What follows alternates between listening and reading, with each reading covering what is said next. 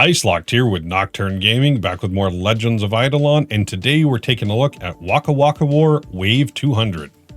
There are a few things to mention before we get started. For this build to work, you'll need two things: the Slow Roast Whiz bonus in Equinox to allow your damage to scale up over time, and a decently leveled cannoli in the dinner menu. It is worth mentioning that with the new meal ribbons, it is possible to get over 1000% extra points in tower defense.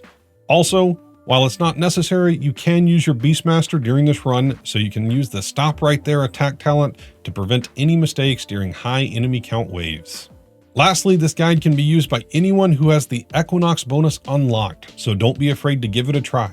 However, depending on your tower levels in construction or the cannoli bonus, you may be able to complete more or fewer waves than shown here. With all of that said, let's get into it. After you summon the waves, start by placing a Poisonic Elder tower. This tower is a temporary tower to get you through the first wave or two and allow you to place more towers without having to chase enemies. Next, start by placing a Frozone tower as close to the portal as you can, followed by a Voidinator tower right next to it. Keep your towers tight, as we need all the space we can get. After the Voidinator, we need our first Kraken tower. Depending on where you placed your first tower, you may need to delete that tower to get everything lined up. So delete it, place a Kraken, and quickly replace the Poisonic Elder back in line. Remember to always summon 10 waves at a time during this build, as the Slow Roast Whiz bonus is reset each time a new wave is spawned. Our build is set up to contain a large amount of enemies all at once, but a trickle could leak through if our Kraken eyeballs are too spread out.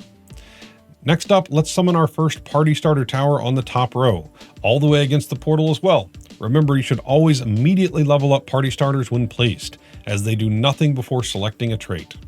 For this tower, we're starting with trait A. While we're at it, go ahead and level up the rest of your towers to level 5 as well, starting with your Poisonic Elder and select trait A. After that, Voidinator should be your next priority because we need to get its attack speed up much faster to cope with more enemies. At a 10-second cast time, a lot of monsters will slip through. Always select trait B on your Voidinator. Next up is your Kraken tower. We also want to start with one trait B on every Kraken before changing to trait A at level 10+. Lastly, for the Frozone tower, we always select trait A for this build. Now let's summon 3 more Party Starters at the top and select trait A for each tower. Then, on the bottom row, we are going to summon 1 Kraken tower followed by a Frozone tower. Use the same traits as we did previously. At this point, we need 4 more Kraken towers, all to level 5 with trait B. We have our full defensive line set up now, and we'll be summoning more utility towers and leveling everything else to unlock its full potential. For our next tower, we're going to be summon a Stormcaller tower on the top row, right next to our Party Starters. For this tower, we're selecting trait B. This is to increase the crit chance of our primary damage dealing towers. Remember, the range of your Stormcallers increase by a large amount with each level, so it may not reach yet, but it should later on in the build. After the Stormcaller, we need 2 more Party Starters with trait A again for more attack speed. Our goal is to get enough speed for your Kraken towers to be at 0.3 seconds or less when your tower is around level 15 to 20. Now let's head up and level all of your Party Starter towers to level 15 and select trait A each time. This will give you a total of 18 traits for your towers at this stage. But as you can see, this is not quite enough to get your Krakens to 0.3 seconds. So let's summon 1 more Party Starter and use the same traits. It may be tempting just to level your existing towers to level 20 instead, but this will actually cost you more than spending the just 48,000 points now to summon a new tower. Next up, let's start leveling our other towers to level 15, starting with the Poisonic Elder. We want to select trait B at level 10 and trait A at level 15. This gives you an A-B-A setup. For your Kraken towers, from this point on, it's always trait A, so you should have a B-A-A set up on all of your Krakens at level 15.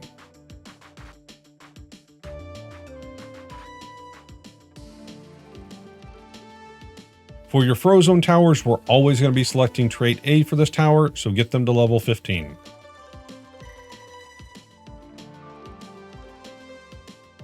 Don't forget about the Stormcaller at the top. For this tower, we are always selecting trait B for more crit chance on all of your damage dealing towers. Next up is summoning our last tower, a Poisonic Elder. This is a safety net that we will need much later in the waves. This is for if enemies push too far on the bottom row, this Poisonic Elder will be able to double the damage you're putting out. Level it up to level 15 using the same traits we used before, A, B, A.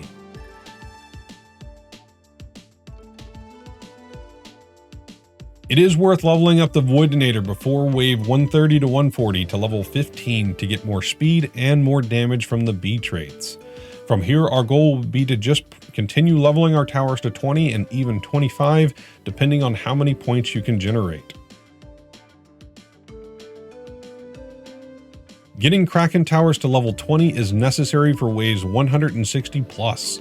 And if possible, level 25 for much more security. But we need to hold on to a decent amount of points for wave 180 for some tower swaps we have to do, so don't spend everything. As you can see, each Kraken to level 25 cost about 1.1 million points.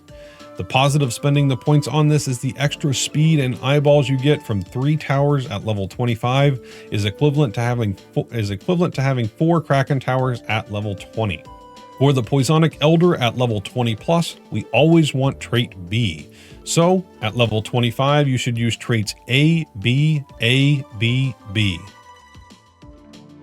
As soon as you can, make sure you spend the points to level your Stormcaller tower to 25 to get 100% crit chance and make your damage much more consistent. From here, your build is basically complete until around wave 180 or 190 depending on your towers. You can spend the extra points leveling your party starters to 30, but I would recommend saving your points to do the tower swaps at later waves. Around waves 170 to 180, it may become necessary to start using your Beastmaster's Stop Right There talent, just to make sure nothing unexpected happens, as I have seen mobs glitch through when getting to the very end of the first platform. You can set this on your action bar and set auto attack to make it used consistently during these later waves, as they can take a decent amount of time. At the end of wave 190, you can change your Voidinator and first Kraken tower to another Poisonic Elder or 2, as shown here, to get more overall damage. However, make sure you change them back to Kraken and Voidinator before the start of wave 191. Wave 200 is a 4-phase fight. Phase 1 is starting with your normal setup until all enemies are summoned and Voidinator has removed all of their colors. Then Phase 2. Replace your Poisonic Elder and Voidinator towers with 2 more Kraken towers and level them up as quickly as possible using the same traits from before. This is very necessary with well over 400 enemies on the map. Make sure you're using the Stop Right There attack as frequently as you can as well. Once most of the smaller enemies die and we have the mobs under control, then we can switch back to towers to deal more damage.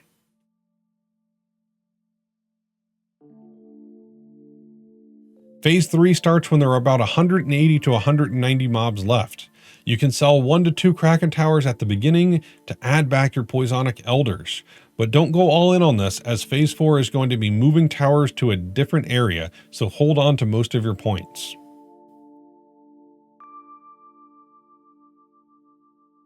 Phase 4 starts when you have 18 mobs left. This can be a scary moment as you do need to move fairly fast. Start by selling all of the towers on the bottom row except for 2 Krakens and the Frozone tower. Then run to the platform above the totem and start summoning these towers as shown. 1 Voidinator tower at the beginning, 3 Poisonic Elders next to the rope ladder, 1 Frozone and 2 Krakens on the platform above, and 2 more Poisonics at the top. Then rush to level up all of these towers using the same traits from before. As a reminder, Krakens are B, then 4 A's, Frozone towers are all trait A, Voidinators are all trait B, Poisonics are traits A, B, and lastly a B trait for level 25. At this point, you can go ahead and delete your last 2 to 3 towers back at the beginning and summon your last few towers.